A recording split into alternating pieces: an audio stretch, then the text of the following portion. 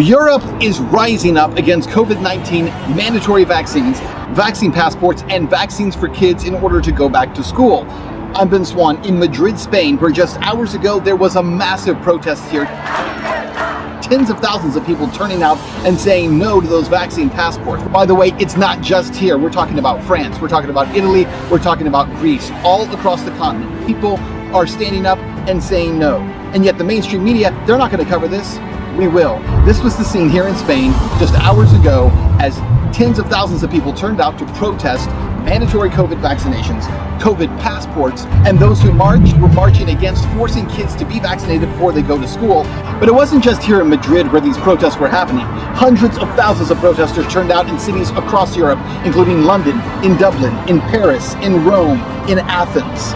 Some of the most powerful demonstrations happened in France, where demonstrators actually had tear gas fired at them by riot police. Police actually pushed back demonstrators in some parts of the city, and there were also scuffles between police and demonstrators. In France, the reason for the protest in part was because of pending legislation in France's parliament that would set up a vaccine passport system within the country, as well as implement a vaccination mandate for all healthcare workers.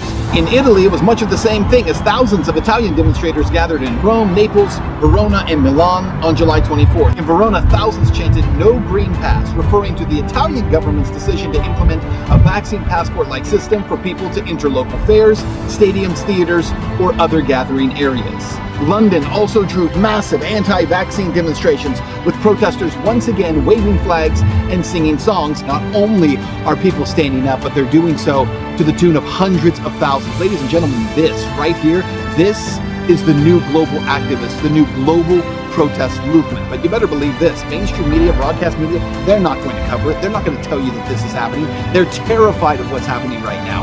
Hundreds of thousands of people collectively coming together. And here in Spain, one of the things that was being said is that if all the people come together, no government, they cannot stand against us if the people are united. That's what they were chanting here in Madrid just hours ago. And it is the idea of that needs to continue to spread across the world. It's absolutely correct. The last thing I tell you is that the languages in all these places may change, but the words do not.